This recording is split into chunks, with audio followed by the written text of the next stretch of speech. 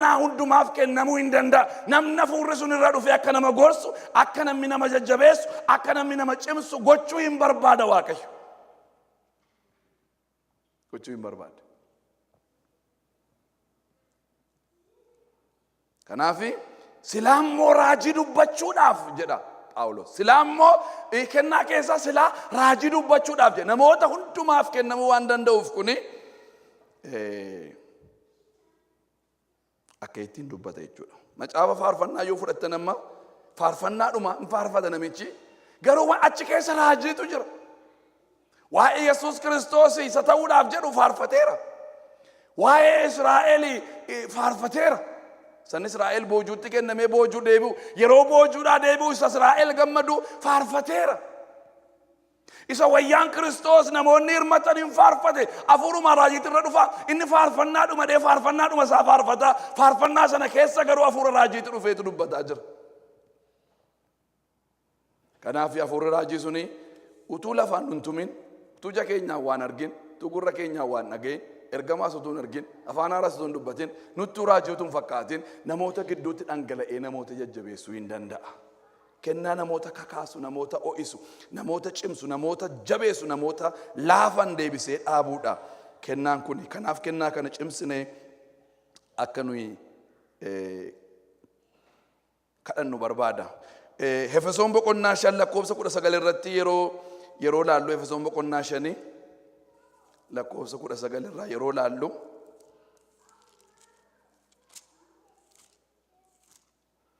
Efesoon 5:19 irraa ka'edha.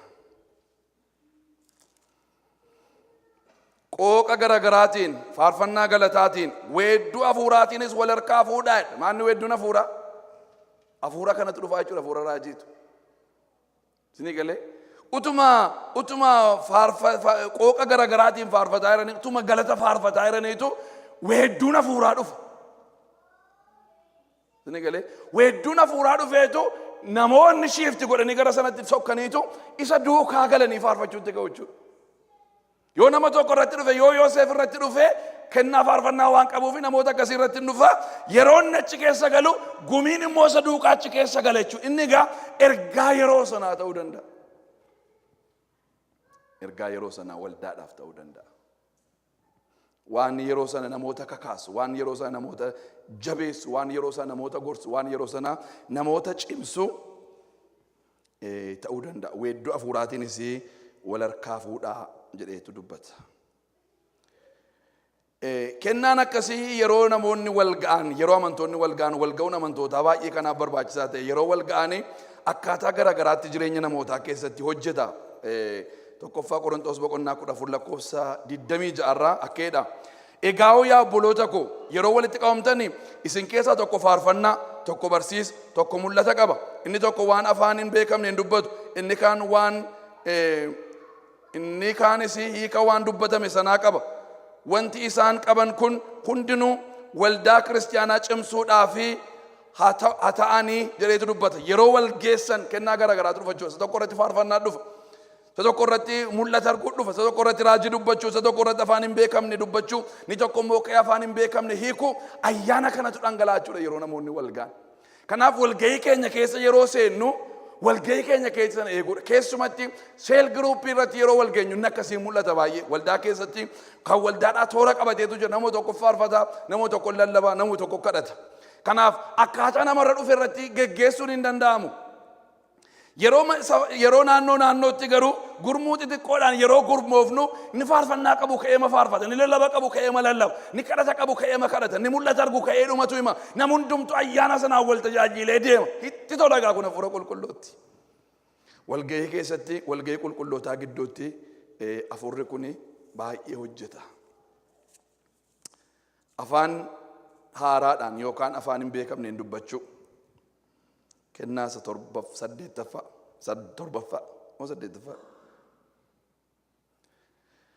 afaan haaraan gosa lamatu jira.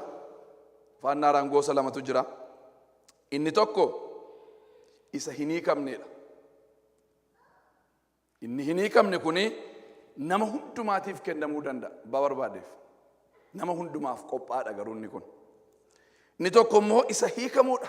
Inni immoo kennaadha waan ta'eef namoota tokko tokkoof kennama waldaa kiristaanaa keessa. Namoota tokko tokkoofitu kennama.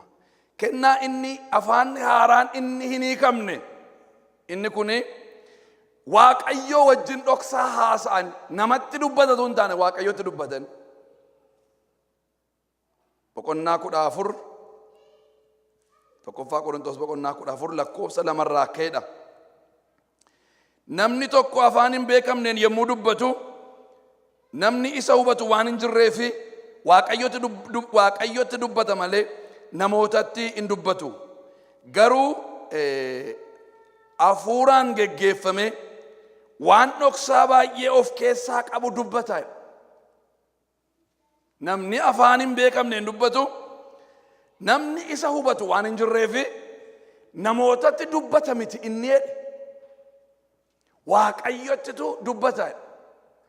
Yeroo dubbatu garuu hafuuraan geggeeffameetu waan dhoksaa baay'ee of keessaa qabu. Si'a baay'ee yeroo hundumaa hojjechuu dandeessu afaan naaraan keessa deddeebi'a. Waama jechoo muraasatu keessa deddeebi'aniitu haasa'u. Boris isuma ta'uu danda'a, iftaanis isuma ta'uu danda'a. Akkaataa namni Waaqayyootti dhiyaatuun yeroodhaa yerootti kan geeddaramu immoo jira. Haa ta'u malee afaanichi muraasa jechoota muraasa waan qabu yoo fakkaate iyyuu yoo geeddaramuudhaa baates yeroo hundumaa tokko yoo nutti fakkaate iyyuu dhoksaa baay'ee garuu Waaqayyo wajjin haasa'a afaan haaraasu. Dhoksaa baay'eetu Waaqayyo wajjin haasa'a. Wanta yaada Waaqayyoo keessa jiru akka inni nuu ta'uuf akka inni nuu raawwatuufitu kadhata. Si keessa taa'eetu Waaqayyoo nu waama.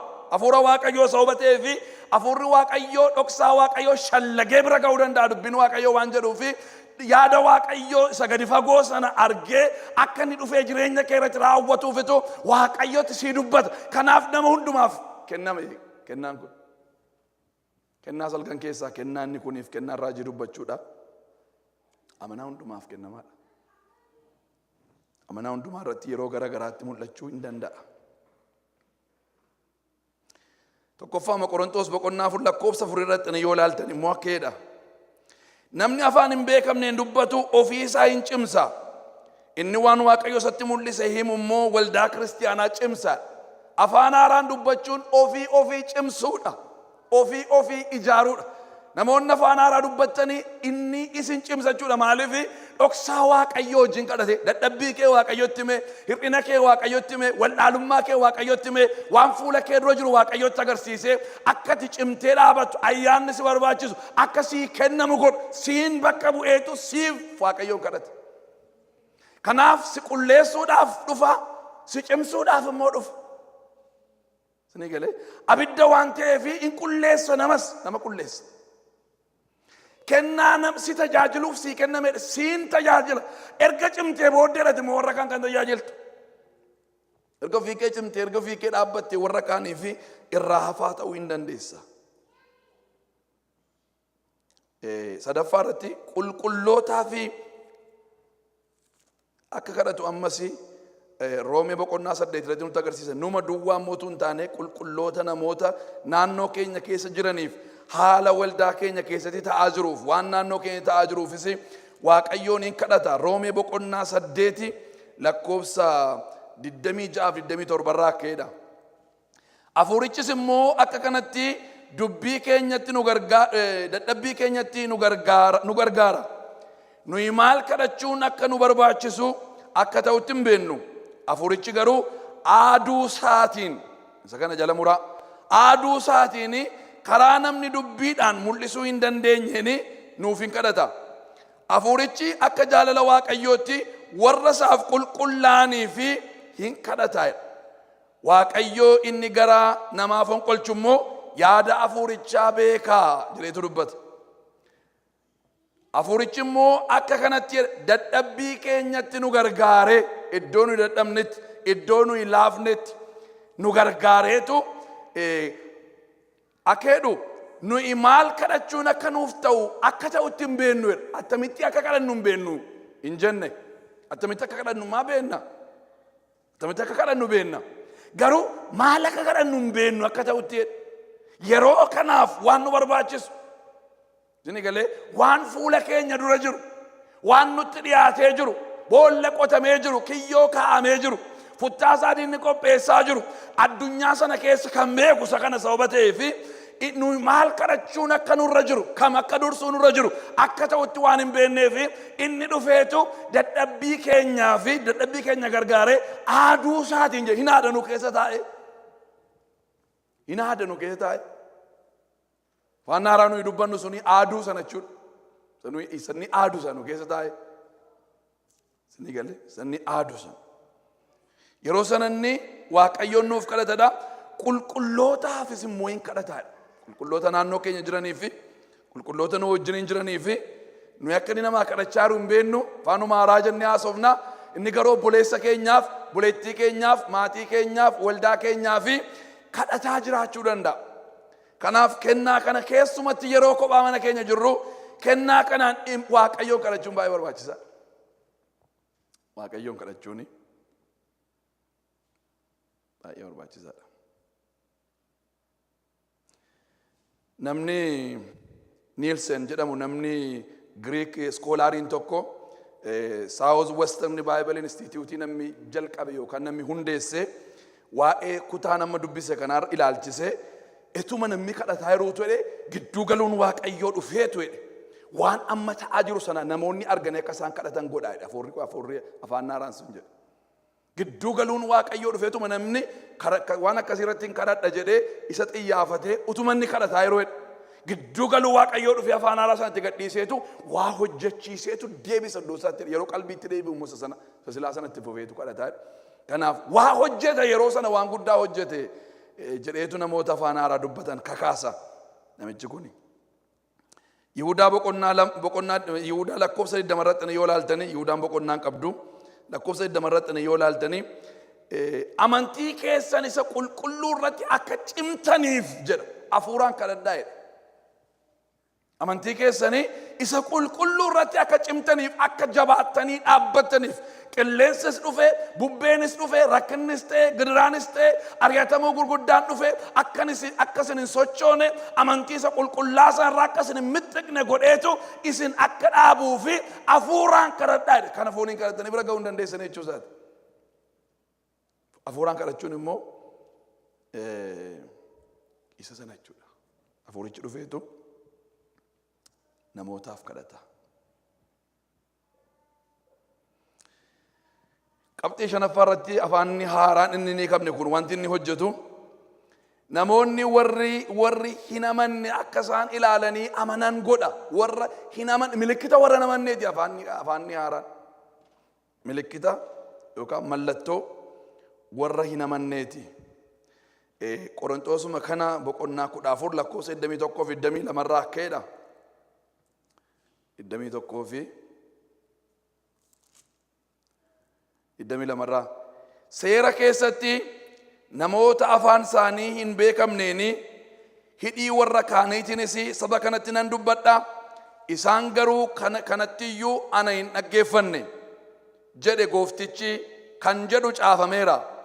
Egaa afaan hin beekamneen dubbachuun milikkita warra hin amaniniif kennameedha malee warra amananiif kan kenname miti. Waan Waaqayyo namatti mul'ise himuun garuu warra amananiif yaadame malee warra hin amanneef mitiidha. Raajii nama hin amannetti himu miti. Namni hin amanne raajii dhaga'ees hin fayyu. Garuu namni hin amanne suni afaan haaraa dubbachuu namootaa yeroo dhaga'u baay'ee dinqisiifata. Hafuurri qulqulluun yeroo jalqabatti gadi bu'ee guyyaa 50 irratti dhufanii ilaalanii jarreen kun attamitti warra Galiilaa ta'anii afaan nuyi dhageenyu dubbatan jedhan isa kanatu isaan maal halchiise jechuudha. Attamitti warra Yihudaa ta'anii afaan biyya nuyi keessa turre biyya garagaraa sanaanii dubbatanii jarri kuni jedhani. Isaayyaas immoo waa'ee kanaa raajii dubbateera. Isaayyaas boqonnaa 28 lakkoofsa 11-12 irratti isa fuudheetu dubbate Phaawulosi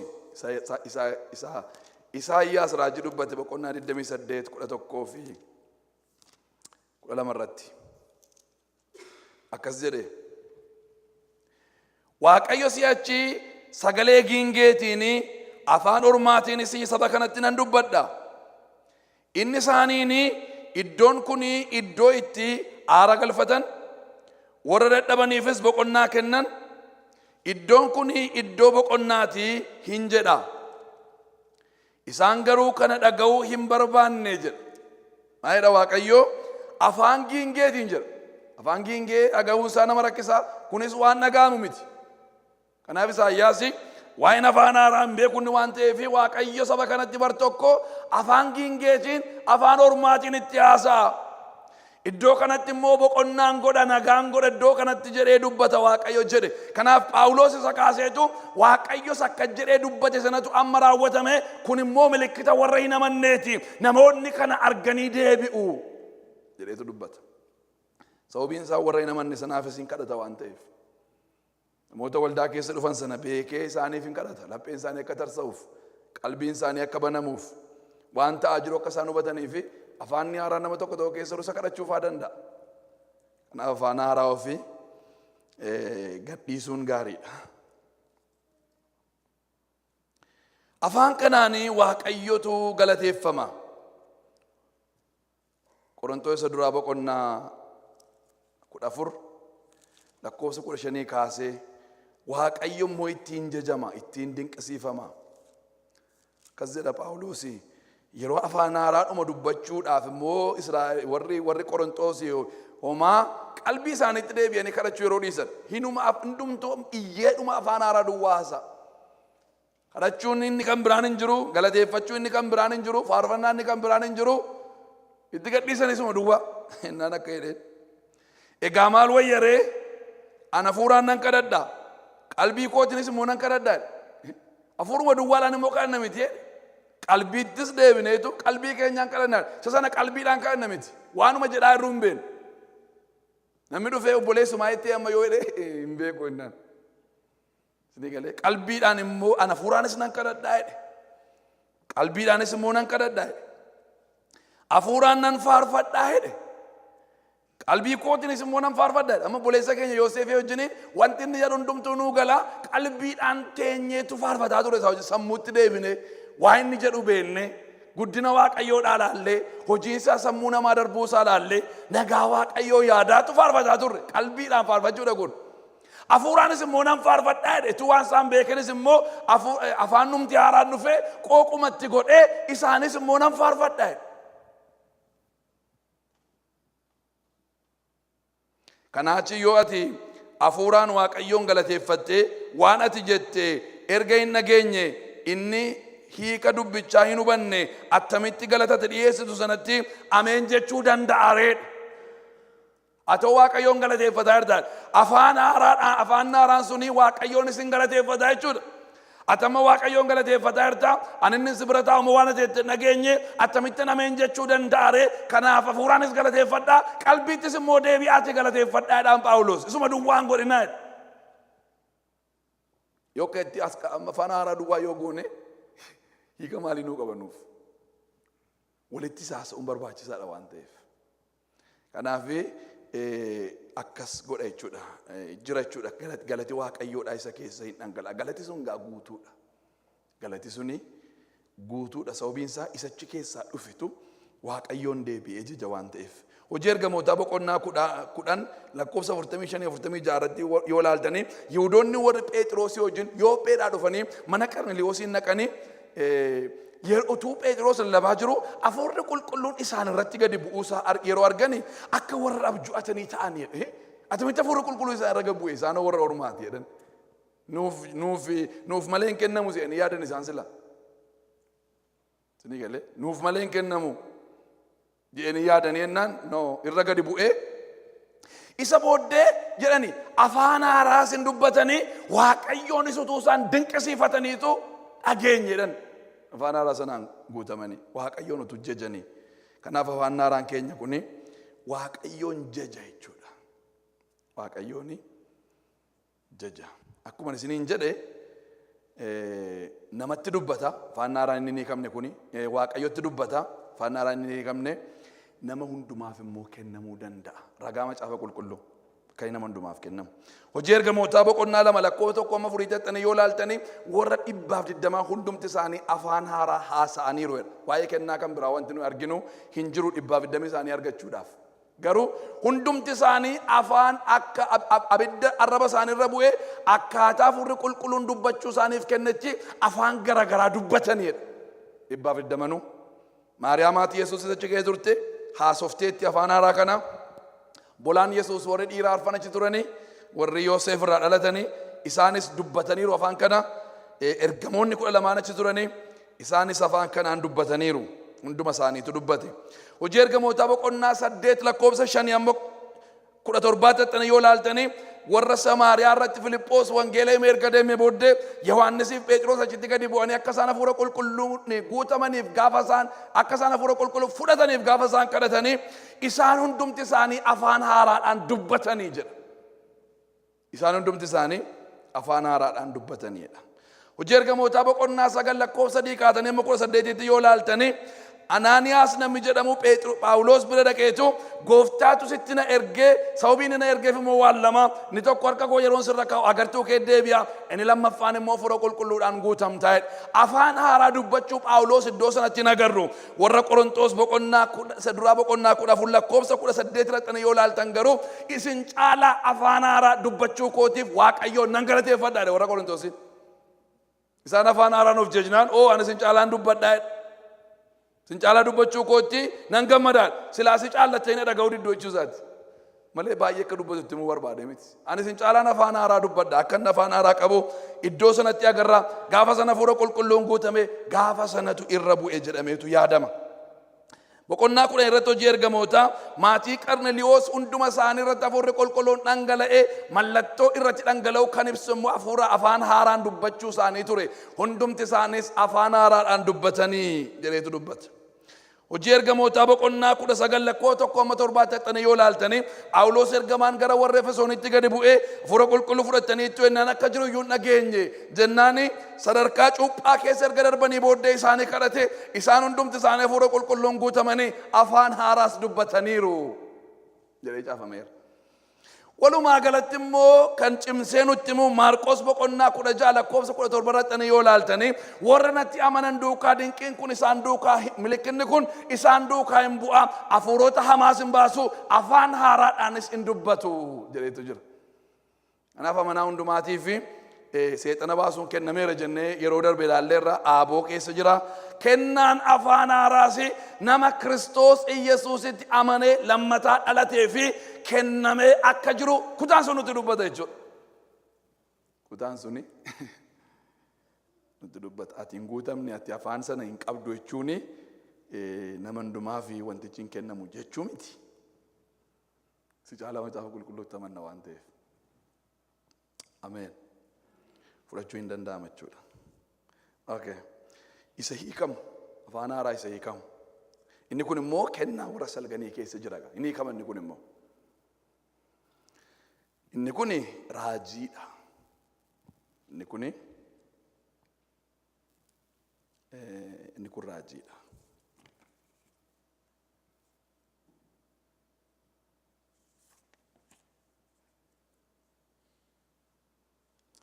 Inni kun Waaqayyotti haasa'a miti. Waaqayyotti dubbata miti. Inni kun namatti dubbata malee. Namootatti dubbata malee asii ol Waaqayyotti dubbachuudhaaf waan dhufu miti. Kanaaf yoo namni hiiku hin jirre dubbachuun isaa sirrii miti. Nama akkasii namni kennaa kana qabu. Namni hiiku waldaa sana keessa yookaan gumii sana gidduu hin jiru taanaani afaan haaraa isattiin kadhatanidha jedhee dubbachuu irra jiru. Namatti haasa'a waan ta'eef ofuma lafa duwwaatti wacaa irra jiru namichi. Hojii hojjetaa hin jiru wanti inni godhaa jiru sun. Inni sun Waaqayyoon kadhataa jira hojii hojjetaa jiran. Inni kun garuu hojii hojjetaa hin jiru namni dhagaa hin jiru Waaqayyotti immoo waan olaasa'u miti. Kanaaf namni isa hiiku jiraachuutu irra jira. Yoo namni hiiku hin jiru ta'ee ofii isaatii hiikuudhaaf Waaqayyoon kadhachuutu irra jira. Hammanuma yoon jedheen gaanni kun hiikuunis hiikuudhuma afaan hiikuudha jechuudha. Tokkoon dubbata afaan haaraa dubbata inni kun immoo waan inni jedhaa yeroo hiika. Akkas jedhaa jira. Akkuma nama afaan Ingilizii afaan Oromootti hiikuutu waan inni jedhaaru isatu jedhaara malee isa kanatu jedhaara miti. Hafuurichi sanarratti dhufetu isa kanarrattis dhufe waan afaan haaraa dubbatamaa jiru sanatu inni kun immoo hiikaa jira jechuudha. Kennaa afaan haaraa hiikuu jedhama inni kun. Kennaan kuni kennaan afaan haaraa kadhachuu, afaan haaraan afaan garagaraatiin dubbachuu, afaan garagaraa hiikuu kuni tajaajila kakuu moofaa keessa hin turre. Yohaannis Cuuphaanis kakuu moofaadhaaf raajii sadhumaatti sababa ta'eef Yohaannis Cuuphaanis afaan haaraa hin dubbanne. Iyyasuus Kiristoosis seera jalatti tajaajilaa ture sababa ta'eef du'aa ka'uu booddeedha kakuu haaraan kan inni jalqabe waan ta'eef Iyyasuus Kiristoosis afaan haaraadhaan hin dubbanne. Yoo natti amantanii isan godhe caalaa hin gootu inni jedhe kan nu isa caalaa goone waldaan kan ishee isa caalaa goote inni tokkoffaaniif inni guddaan afaan haaraadhaan dubbachuu. Tajaajila isa kaaniin tajaajileera Yesuus irra waldaan ittiin tajaajilaa jirtu hundumaatiin tajaajileera. Akkuma yeroo darbe keessa deddeebi'ee isinitti himuu yaale Kiristoos akka ilma Waaqayyooti tajaajile tun taa'e lafarratti akka nama dibameetti tajaajile. Akka nama dibameetti tajaajile. Hafuuruma nu ittiin tajaajilu sanaanitu hafuuruma nu ittiin tajaajilaa jiru sanaanitu tajaajile gooftaan keenya Yesuus Kiristoos. Kennaan salgan walumaa galatti isa kana fakkaata. Isa jalqabaa dubbisetti deebiseen guduunfattiin Roomee boqonnaa 12 Roomee boqonnaa 12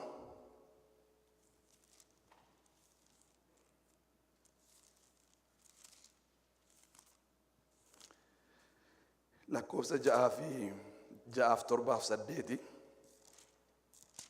akkeedha. Akka ayyaana Waaqayyoo isa nuuf kennametti kennaa garagaraa qabna. Kennaan isaa waan Waaqayyo namatti ibsu dubbachuu yoo ta'e akka amantichaa wajjiniin waliif galutti dubbachuudha. Kennaan keenya hojiidhaan nama gargaaru yoo ta'e hojiidhaan nama gargaarutti jabaanna. Barsiisuu yoo ta'e barsiisatti haa jabaatu. Kennaan isaa nama gorsuu yoo ta'e gorsatti haa jabaatu. Inni namaaf kennu garaa qulqulluudhaan haa kennu. Inni dura bu'usi dhimmi haa geggeessu. Namni namaaf o'u fuula ifaadhaanii haa o'uu jedheetu dubbata. Kennaadha jennee waan nu hin yaanne baay'eetu iddoo kana keessara arfan tokko kennaadha jennee waan nu hin yaanne. Hojiidhaan nama gargaaruu kennaadha jennee yaanne. Hojiin nama gargaaru kennaa hafuura qulqulluuti. Gorsa kennaadha jennee yaanne. Nama ogeessotu nama gorsa seena. Namaaf kennu kennaadha jennee yaanne. Namaaf o'u kennaadha jennee yaanne. Kennaa garagaraatu jira jedheetu isa kana dubbata. Kennaa kanaanii akkamittiin akka hojjennu ni xinneessee isinitti himuu barbaada. Tokko akkaataa amantichaa wajjin walii galutti haa dubbatu. Namni Waaqayyo waatti mul'isu sin keessara garuu akkamitti haa dubbatu. Akka barbaadetti hin jenne akkaataa amantii sanaa wajjin walii galutti haa dubbatu. Kennaa Waaqayyo yeroo isinii kennu warri isinii kennee jirus akka isinitti waldaa kana tajaajiltanii akka doktiriinii waldaa kanaatti. Yeroo waldaa biraa dhaqxanii akka doktiriinii waldaa sanaatti immoo tajaajiltu. Kennaan kuni waldaa diiguudhaaf kenname miti. Kennaan baay'een naqee waldaa diiga. Isinii galee kennaan baay'een naqeetu waldaa diiga. Akkaataa amantii jarreen sanaa wajjiniin flow hin godhu. Iyyaa'u dhangala'u keessa. Kanaaf namni Waaqayyo waasitti mul'isee akkaataa amantii sanaa wajjiniin walii galutti akkaataa waldaa sana jabeessutti akkaataa waldaa sana cimsutti akka walii galutti haa dubbatu jedheetu dubbata. Konfiraansiidhaaf baay'een deema waan ta'eef akkuma baay'een keessan beektanii tu waldaa kana jalqabin. Yeroo naqu duraan dursa waa'ee waldaa sanaan gaafadha. Wanta waldaa sana miidhomaa tokko godhee dhufuutti namanu. Wanta wal dhaquu kootiin waldichi ol akka inni ka'u godhee deebi'utti namanee dhaqa. Gaaffii uumee rakkina uumee isa waaqayyooti dadhabee ijaare diigee tamsaasee deebi'uudhaaf hin dhaqu. Jabeessee ol kaasee dhaabee tumsee iddoo sila jiru irratti dabaleetanii waaqayyoof miidhagsee misirroo Kiristoos waan ta'eef uffata isheen uffattee hin jirre itti dabalee dibata isheen hin qabne itti dabalee miidhagummaa isheen itti hin qabne itti dabalee deebi'uudhaaf han qophaa'ee dhaqa. Ni galee kanaaf Pentekostaalii gidduu yoon naqee yoon beekate dambanyaa sana ta'een taa'a maqaan Yesuus gidduun naqa yoon ta'e isaan ta'een taa'a. Akka sanattiin hojjedhee galuutti amaneen gala amantaa sanaa wajjin waa walii galuun ta'uutu irra jira. Amantaa sanaa wajjiniin waa walii galu. Warri Qorontoosii hin balleessan karaarraa ceesa maal godhaa jirtu waaqayyo dhugumatti mul'isaa jira hin argina jedhaniitu waldaa Qorontoosiin fuudhaniitu lagatti gad darbatan. Isin galee maal godhaa jirtu jedhe Phaawulos akka itti miti hin hojjetamu jedhe isinitti mul'iseera garuu akkaataa amantii kanaa wajjin walii galuutti ta'uutu irra jira. Isaaniin jedhe lammaffaa kennaa ofii sirreessanii beekuun baay'ee barbaachisaadha. Kanaaf baraa irra iddoo kanatti kennaa ayyaanaa waaqayyoo garagaraa qabnaa jedhe. Inni barsiisi kennameef abarsiisu jedhe hin lallabin inni abarsiisu. Inni kennaan kennameef kennaadhuma isaa inni kennuun kennameef namoota horii kennuun namoota waa kennuun kan kenname isuma haa godhu jedhe jabaatee isaa haa godhu jedhe. Inni hojiidhaan nama gargaaru cimeedhuma isatti cimee jabaatee utuu itti hin laafin gammachuu guddaadhaan eksaayitimeentii baay'eedhaan haa gargaaru namaa jedhe. Kennaa ofii beekuun baay'ee barbaachisaadha. Yeroo sana manni waaqayyoodha bareeda. Namni nama gargaaru hojiidhaan nama gargaaru kennaa isaa namni qabu yoon hojiidhaan nama gargaaru ta'e jabaatee waldaan dhaabachuu hin dandeessu. Sababiin isaa namoota dadhabootu jira waldaa keessa umuriidhaan warra dulloomantu jira gargaarsa barbaadu isaa. Inni galee namoota gargaarsa hin qabnetu jira. Asitti illee namni hundumtuu of danda'a biyyatti yoon isin deebise haadha hiyyeessaa warra jedhaman abbaa manaa warra hin qabne qaamii gara biraa warra hin qabne waa hojjetachuuf humna warra hin qabnetu jira. Adaraa waa'ee gursummootaa jedhee cimseetu hima Phaawulos Timootewositti. Adaraa warra akkasiin dagatiin hin irraanfatiin gargaarsa barbaadu isaan jedhaan hojii nama humnaan isaan gargaaru nama hojiidhaan isaan gargaaru barbaadu jechuudha. Kanaaf namoonnumti dandeettii qabaatanii hojiidhaan nama gargaaran jiru. Warra akkasii nama isaan gargaaruu qaban yoo ta'e dhanna sanatti qabamanii hin jiran jechuudha. Dhanna sanaa wajjin deemuu hin danda'an. Asitti yoon isin deebisee nama afaan hin beeknetu jira. Gargaarsa keessan barbaada. Inni galee. Biyya nuyi keessatti dhadhee guddanne keessatti nama muraasatu makiinaa oofu. Nama makiinaa oofu hin beeknetu dhufa. Nama gargaaree barsiisuu barbaada. Nama harka qabee biyya barsiisuu barbaada. Nama bira taa'ee of danda'uu barbaada. Nama yeroo isaa kennee gargaaruu barbaada jechuudha. Asitti yoon isin deebise immoo. Isaan kuni nama hin qaban yoo ta'e nama isaan gargaaru hin jiru yoo ta'e waldaatti qabamanii jiraachuu dadhabu jechuudha. Abdii kutannaarraan gaddarraan beerri natti dubbatte beerri natti naan jette naman sii kenna natti naan jette jedhaniitu dhaqaniitu alatti irbaata bineensaa ta'u jechuudha. Waaqayyo tarii naman qabaa jedheetu erge taasitti. Sababiin isaa kennaa sana sii kenneera. Ati garuu gargaaruu didde waaqayyoof. Nama 1,000 akka gargaartaniif ayyaanni isinii kenname nama 999 yoo gargaartan ta'e nama tokko hin gargaarin haftan jechuudha. Isinii galeera miti. Hamma waaqayyo isinii safare deema. Isuma yommuu itti jabaatee haa gargaaruudhaaf. Wanti salphaa jechuudhaan jabaatee cimsee wallaansootti hin qabee haala isaa mo'atee ayyaanni sun kennaan sun irra jira sababa ta'eef nama gargaaruutu irra jira. Namoota nama gargaaran hin qabdu taanaan waldaan rakkattuudha. Namootuma kennaa arjummaa qabantu jira. Namoonni akkasii waldaadhaaf hin barbaachisu. Wangeelaaf hin barbaachisu. Wangeelaaf horii isaanii kan hin qusannetu jira namoonni akkasii kennaama isaanii ta'u. Sabiyyi 10 keessaa tokko kennu, sabiyyi 100 keessaa 10 kennu, isaan 90 faa kennu. Pastor Rick Warren 10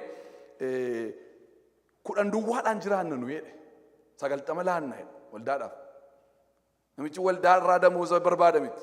Waldaadhaaf 90 laanneetu aniif maatiin koo 10 duwwaadhaan jiraanna.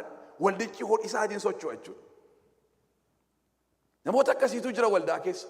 Isaan akkasii yoo isaan horii kennuu baatan namootumaaf iyyuu namoota horiin itti irra ta'eef namoota hojii irraa ari'atamaniif isin galee namoota manni isaanii irratti gurguramuuf jedheef namoota konkolaataan isaanii hirkaa fuudhamuuf jedheef namoota konkolaataan qabneef gabbaanima konkolaataa bitu namoota uffata qabneetti uffata bitu namoota beela'anitti biddeen bitu. Eewun gargaaruudhu garaa nama gargaaruudhaa qaba. Abrahaam nama dhaabatee keessummaa eega. Keessummaan hin jiru warra namni fuula haaraa namni nu wajjin irbaata galee nyaatu. Loot isa jalatti bale gaafa dhaqee Sodoomitti gabbuunni isa dhaabatee nama eega. Mee jarana kottaa olli taa'e. Ergamaa Waaqayyoo simannaa jedhanii qophaa'anii miti isaan. Macaafni kakuu haaraa utuu keessummaa simatuutu ergamaa Waaqayyoo simate Abrahaam iyyuu keessummaa simachuuf wal dorgomaa'edha. Keessummaa simachuuf maal godhaa? Wal dorgomaa. Namoota akkasii waldaa keenya keessaa qabna. Waa'ee isaaniitiif baay'een Waaqayyoon galateeffadhaan. Namoota mana isaanii kennan, namoota waldaa isaanii kennan. Keessumatti waldaa xixiqqaa waldaa reefuu ka'aartuuf baay'ee barbaachisaadha kun. Kanaaf kennaa keenya irra dhaabachuun namni nama gorsu hin jiru yoo ta'e paasterii himatu nama hundumaa gorsa yoo seetan goomtanitu baay'ee. Namoonni waanuma salphaa tokko namatti manii garaa namaa tarsaasan jiru. Kennaa nama gorsuudhaan warri qaban. Isaan kun iddoo isaanii dhaabatanii naman gorsan yoo ta'e waldaan taatu. Tajaajilaa yoo gorsanii hin deebisu. Faarfataa yoo gorsan hin deebisu. Lallabaa yoo gorsan hin deebisu. Abbaa manaa fi haadha manaa yoo gorsan hin deebisu. Gaa'ela isaaniitti. Maatii yoo gorsan hin ijaaru. Saba yoo gorsan hin ijaaru. Ka'anii dhaabatanii yoo waan gorsa haasa'anii namni duukaa luuccaa yaada isaanii duukaa kennaa sana qabu. Lallaba yoo hidhee ka'e garuu waan baay'ee balleesse nama akkasii. Kanaaf iddoo isaa dhaabachuudhaan namni mana Waaqayyoo bareecha. Uziyaanii nama qajeelaadha baay'ee macaafa qulqulluu keenya keessa. Mootota keessa, mootota ka'an keessa nama qajeelaa akka abaabilee isaa Daawit. Nama garaan Waaqayyootti gammadeedha macaafa qulqulluun. Isarraa kan keessa nama Waaqayyoo qixxee malee immoo eebbiseedha. Hoolota isaa, wayiniin isaa hin dubbatamu. Isin galee toorri waraana isaati misoomi biyya keessa jiru, siyaasi biyya keessa jiru, dinagdeen biyya keessa jiru waan dubbatamu miti bara Uziyaadha. Qixxee malee eebbeessa ofiinsa nama qajeelaadha. Anaanoo Waaqayyoon karaa hundumaanatti gammadee. Maalni yoon aarsaa dhiyeessee? Aarsaa dhiyeessuuf iddoo aarsaa irratti oolu ba'eedha. Luboonni fiiganii dhaqanii irratti lafadhaa maal taate Uziyaa? Iddoo kee miti iddoon sun. Sababa mootii taateef aarsaan dhiyeessitu ati. Waaqayyo sitti gammadechuu iddoo kee malee dhaabachuu dandeessachuu miti. Achumatti rukute Waaqayyo. Maal jedhaa dubbiin Waaqayyoodha? Aarsaa dhiyeessuudhaan Waaqayyoon salphiseedha. Yeroo luboonni aarsaa dhiyeessan Waaqayyotu ulfaata. Aarsaan barbaada Waaqayyo. Aarsaa garuu Uziyaan dhiyeessuu isaatiin hin salphate Waaqayyo. Iddoo isaa malee dhaabateetu aarsaa naa dhiyeesseedha. Kana cummaa jechuu isaatiif na tuffate jechuu isaati Waaqayyo. Sirrii miti iddoo natti keessa jedhee. Namatti iddoo sana keessa sirrii miti, ana iddoo sana keessa sirrii miti jedhe. Narratti ka'e mootummaa koo irratti ka'e Uziyaan jedhe Waaqayyo.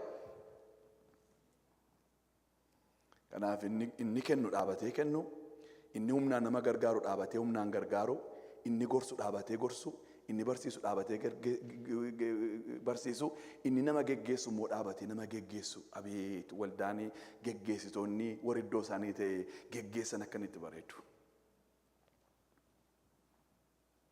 Iddoo Waaqayyo nu kaa'e. Waa'ee kennaa gargaarsaa kan humnaan hojiin nama gargaaruuf kennaan gargaarsaa garaagaraa waa'ee kennaa gargaarsaa yeroo biraan dubbadha. Mana qulleessuun illee firoota koo hojii guddaa qaba Waaqa duratti. Amma mana qulleessuu waldaa kanaa daaqonoota harka jira. Anatu godhaa ture, faantaa godhaa ture. Amma daaqonootatti laan. Daaqonoonni eenyu fa'i beektu? Aaddee fa'i. Aaddeen harmee lammaati. Akkoo yoomiyyuuti. Akkoon isaanii warri biyyaa immoo gurguddoodha. Utuu isaan mana qulleessanii yoo mana isaanii dhaqe hirkaan fuudha malee taa'een hojjechiisu. Mana isaanii jechuudha. Mana koos dhufanii naan qulleessan. Garuu asitti utuun taa'ee laaluu qulleessu. Maaliif? Tajaajila inni kun. Inni kuni anaaf qulleessaa jiru miti, isiniif qulleessaa jiru miti, abbaa isaaniif qulleessaa jiru. Maqaan Waaqayyoo galateeffamu. Daaraa Haruunii bara kakuu moofaa keessa pirootokooliin isaa iyyuu adda. Akkaataan deemsa isaatii iyyuu. Inuma geggeessu miti mana sana keessa.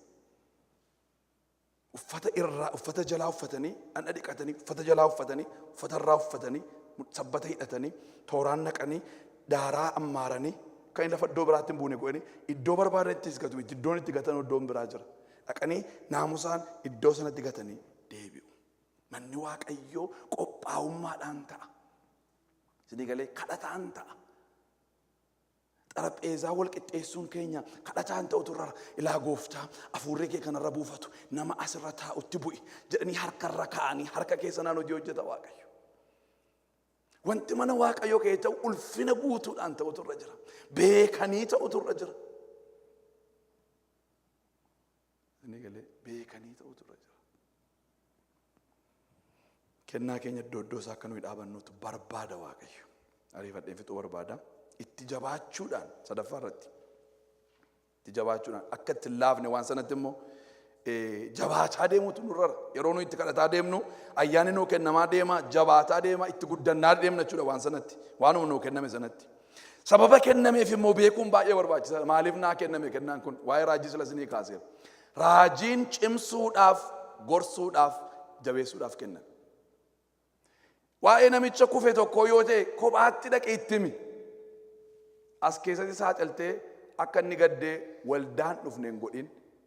Kanaaf sitti kenne miti Waaqayyos. Saaxila isaa bakkee baasuudhaaf miti. Qullaa isaa hafnee nama hundumaatti kofalchiisuudhaaf miti. Isa maal gochuudhaaf? Gorsinee achi keessaa baasuudhaaf. Kennaan suni kan inni dhufee ergaan sun kan inni dhufee cubbamaa hundumaatti cubbuu himatuu ta'e biyya lafaa keessa deemee tokko tokko namatti hima oole sila Waaqayyo. Hin godhu akkas. Asitti garuu nama sana gorsee deeffachuu barbaade. Nama Waaqayyo deeffachuudhaaf sitti kennee ati immoo caccabsitee akka hin gannetti eeggannaa gochuun barbaachisaadha. Hubannaadhaan ogummaadhaan itti himtee qalbii xittaasuftee. Qalbii xittaasee raajiin Daawititti ergame gaafa inni haadha manaa namaa jalaa fudhate abbaa manaa raajjeesee isa nama qajeelaa. Raajjeesee fudhatee innaan dhaqee dhuma biruma taa'ee itti hime. Maal namicha tokko jira mee ennaanii Oolaa ofii isaatii dhibba qabaa namichi tokko immoo ollaa isaatii oolaama tokko duwwaa qabaa ishee keessumaa itti dhufnaan ishee jalaa fuudheetu qalee maa itti waa'ee nama kanaannaan namni kun duutu irra raadhe. Maal mootiin noosumaa reedheen. Isinii galee nuuf barreeffame malee Daawitiin saaxiluudhaaf miti sun. Kan irraa barannuufi. Kanaaf gorsuuf dhufe kaayyoo isaa irraanfatinaa jabeessuudhaaf dhufe. Cimsuudhaaf dhufe malee salphisuuf hin dhufne. Qullaa dhaabuudhaaf hin dhufne. Waldaa keessaa baasuudhaaf hin dhufne. Gatiin qabdooti ittiin jechuudhaafis hin dhufne. Kanaaf kaayyoo wantichi nutti kennameef beekuun keenya baay'ee barbaachisaadha. Yeroo humnaan nama gargaarus kaayyoo sana beekuun maaliif gargaaraa dhamman gurbaa kana? Maaliif akka gargaaraa sana yoo hin beeknu ta'e gargaaruudhuma hin dandeenyu. Nama mala rakkisaaf dhufa waan ta'eef. Amala isaa ilaaltee gargaarta taanaan firummaa isaa ilaaltee gargaarta taanaan bor waa'ee naa baasattee gargaarta taanaan irraa ceeteeti kaayyoorra. Naa gargaaree dheesitti kenna. Naa gargaar oolmaa akka irratti rakkaattu miti. Namni baay'een garba oolmaati. Oolmaa garba nama godha. Oolmaa akka irratti rakkaattuuf miti. Bor na gargaaraadhaafis miti. Kennaa sanatu sii kenname kanaaf kaayyoo isaa beekuun baay'ee barbaachisaadha. Toora qabachiisuudhaan sabriidhaan haa ta'u jedha Phaawulos tokkoffaa Qorontos boqonnaa 10 lakkoofsa 40 irratti yeroo gootan yeroo kennaa kanaan tajaajiltan sabriidhaan godhaa Waaqayyo Waaqa sabriiti jedha. Ni galee Waaqa naamusaati Waaqayyo tooraan bareechaati miidhagsaati. Namoonni tokko raajii dhumti dhufee fi ka'een dubbadha malee yoo ati dubbachuu diddee Waaqniif lafti caccabu hin jiru. Sabrii godhachuun barbaachisaadha. Isinii galee sabrii geggeessitoota wajjin haasofne sagantaan sun kan keenya miti yoo ta'e waldaan sagantaadhaan geggeeffama sababa ta'eef seel giruuppii keessa hin jiru taanaan waldaadha taanaan yeroo ayyaanni akkasii dhangala'u nama baay'ee irratti raajiin dhufa dubbachuun narra jiran dhufne taraan qaban. Isinii galee waan cimaadha yoo ta'e geggeessitootatti himnee taa'uu hin dandeenye.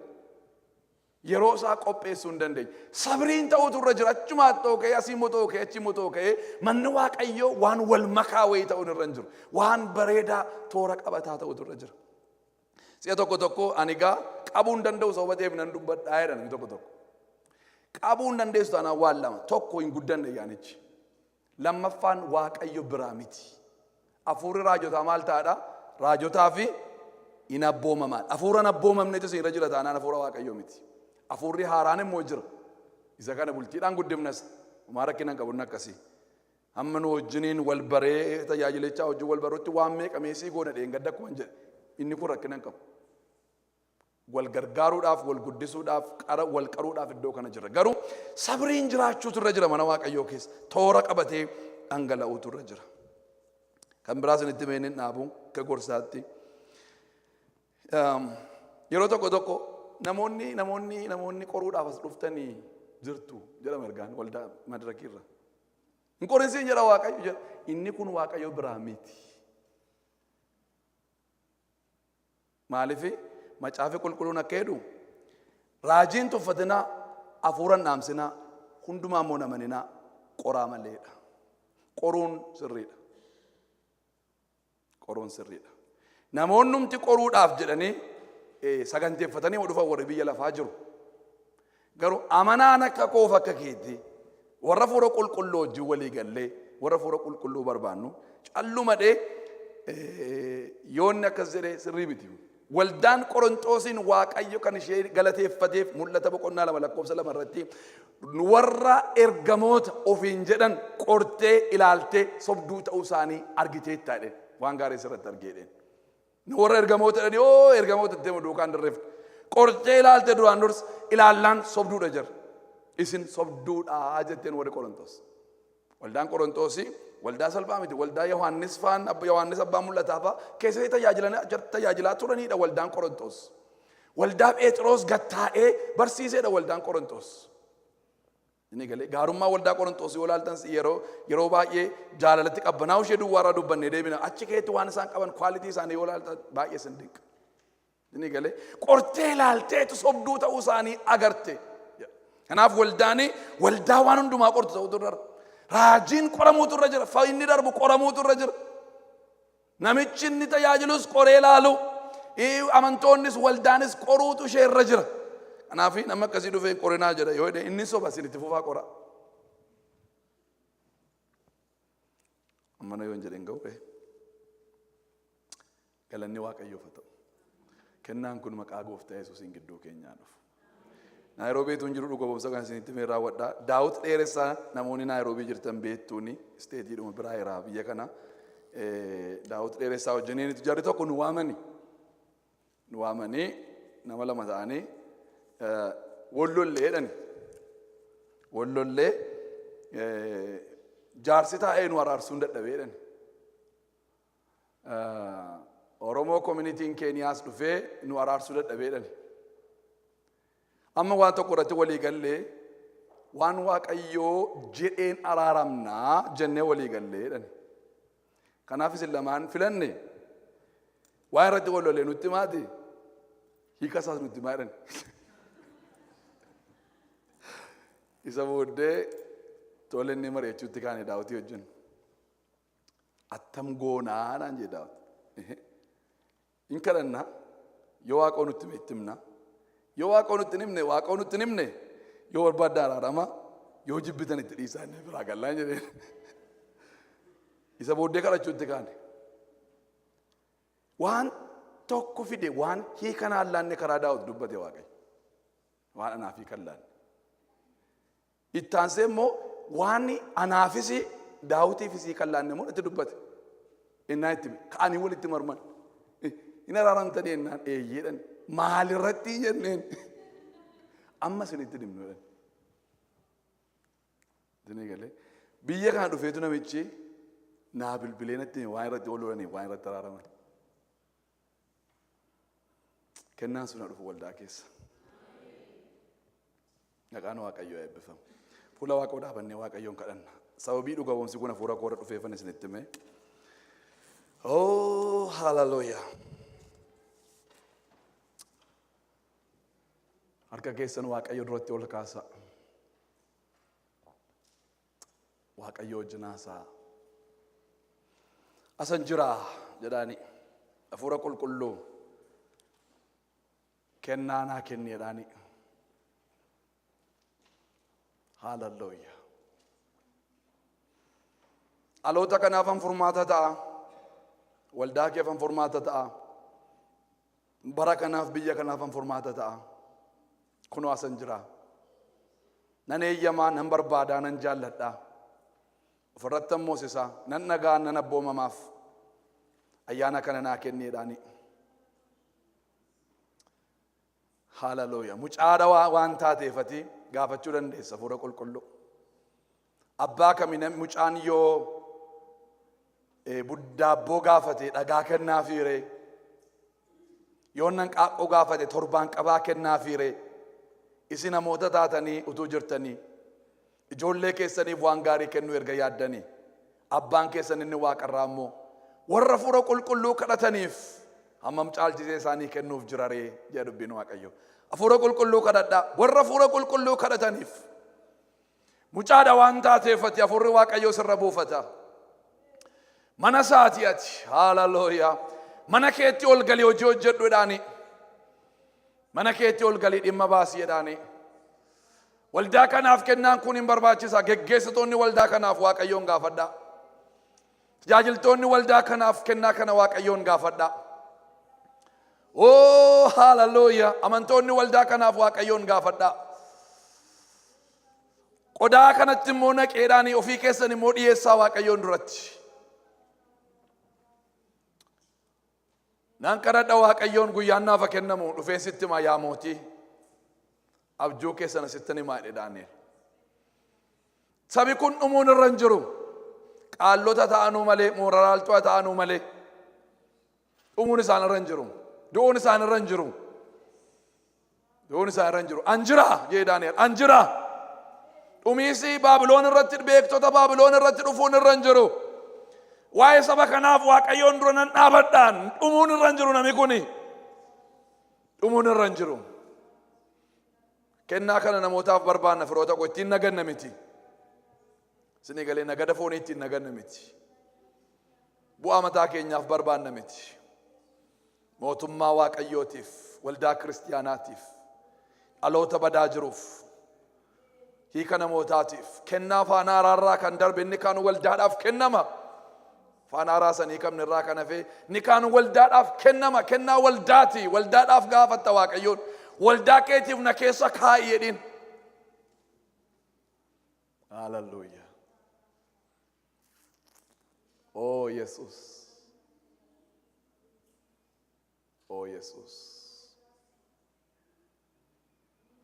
Gooftaa Hafuura Qulqulluu. Galanni ulfinni bara baraan maqaa keetiif haa ta'u. Dubbii kee nu gidduu tureef, ayyaana nu gidduu tureef, eebba nu gidduu tureef Waaqaaf lafarratti ulfaadhu. Kennaa kana yaa Waaqayyo kennaa iddoo kanatti barre salganu waldaa kana keessatti hin barbaanna. Kennaa beekumsaan dubbachuu, kennaa ogummaadhaan dubbachuu. Yaa Waaqayyo kennaa hafuura gargar baasu, kennaa amantii addaa, kennaa dinqii godhuudha, kennaa dhukkubsataa fayyisuu, kennaa raajii dubbachuu, kennaa afaan haaraa dubbachuu, kennaa afaan haaraa hiikuu waldaa kana keessatti hin barbaanna.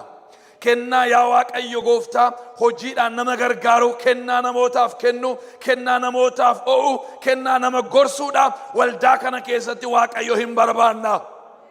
Waldaan waldaa taate akkati barbaadutti dhanna guutuu taate akkaseen ijaaramtuufi ija akkaseen si guutuufi ergaa ishee raawwachuu akkaseen dandeessuufi karaa kamiinuu qaawwaa akkaseen hin arganneefi yaa Waaqayyo gara qixxee guutummaa keetti guddachuu akkaseen dandeessuufi kennaan kun hundumtuu dhufee waldaa keessatti toora galee hojjechuutu barbaachisaa gooftaa.